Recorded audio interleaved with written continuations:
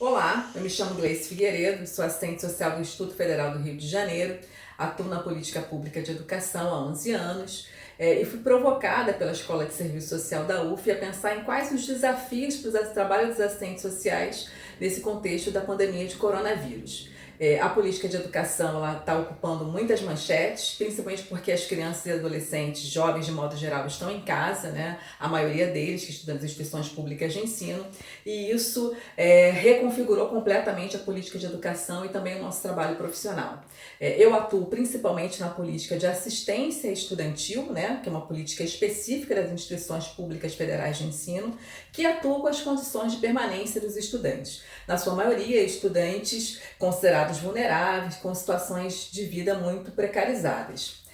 De imediato, com a suspensão do calendário escolar, nós tivemos uma interrupção muito abrupta das nossas atividades e, com isso, nós tivemos que pensar em como permanecer, como continuar assistindo e atendendo às necessidades desses alunos remotamente ou de uma outra forma que não fosse presencialmente. Conhecemos a realidade desses estudantes, sabemos que muitos vivem com situações de vida muito difíceis e nos preocupamos o tempo todo em como manter,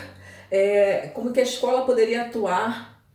para minimizar os efeitos da pandemia, aprofundando as desigualdades sociais. Eu queria falar um pouco, principalmente porque eu não trabalho sozinha, eu trabalho com um coletivo de assistentes sociais. No IFRJ nós temos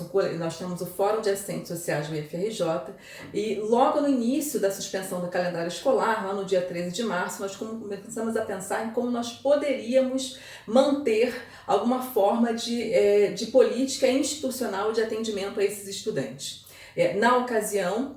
nós nos debruçamos sobre os marcos legais da política de assistência, da política de educação, da política de assistência estudantil e de como nós poderíamos manter o atendimento dos estudantes, especialmente alguma modalidade de auxílio que pudesse minimizar a situação de vida vivenciada pelos estudantes nesse momento.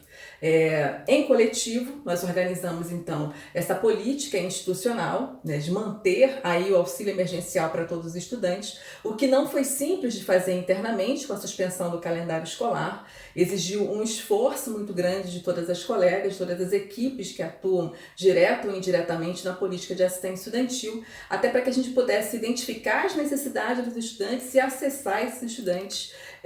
não presencialmente. A atuação dos grêmios estudantis na colaboração desse trabalho tem sido muito importante na identificação desses estudantes que estão em situação mais vulnerável.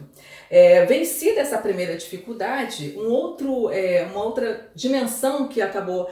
aparecendo do trabalho foi como que nós começamos a tomar conhecimento das situações, né, vivenciadas por esses estudantes no interior das suas famílias, né, como que toda a desigualdade social e econômica repercutia no interior das famílias e como que os estudantes traziam para nós esses relatos. Então, nós começamos a organizar dentro desse coletivo de profissionais uma forma de divulgar informações relativas a serviços e políticas públicas importantes de enfrentamento às desigualdades sociais nesse contexto de pandemia, né? Quer sejam informações em relação a políticas públicas geridas pelo governo federal ou geridas pelos estados e municípios, mas também as medidas de atendimento a situações de violência doméstica, a como acessar atendimento no âmbito da saúde mental, porque eram todas situações trazidas pelos nossos estudantes. Um outro aspecto muito importante que a gente tem vivenciado de maneira muito explícita é como esse contexto que nós estamos vivendo escancara as desigualdades educacionais, mesmo em escolas públicas, né? Então, uma afirmação política de suspensão das atividades, suspensão do calendário escolar tem sido importante para assegurar que os estudantes que não têm acesso aos meios e condições de fazerem aulas não presenciais não sejam prejudicados, né? O movimento estudantil secundarista, em especial, tem levantado uma bandeira importante de enfrentamento à manutenção do calendário do Enem por conta do Ministério da Educação, que é a campanha do Adi Enem, entendendo que existe um conjunto de situações muito desiguais entre os estudantes e que não faria sentido manter um calendário de uma prova nacional que faz com que os estudantes tenham acesso ao ensino superior público numa situação em que todos estão vivenciando dificuldades extremas, seja de ordem econômica, social, no campo da saúde mental, no campo das relações familiares. Então, hoje, manter esse calendário suspenso e manter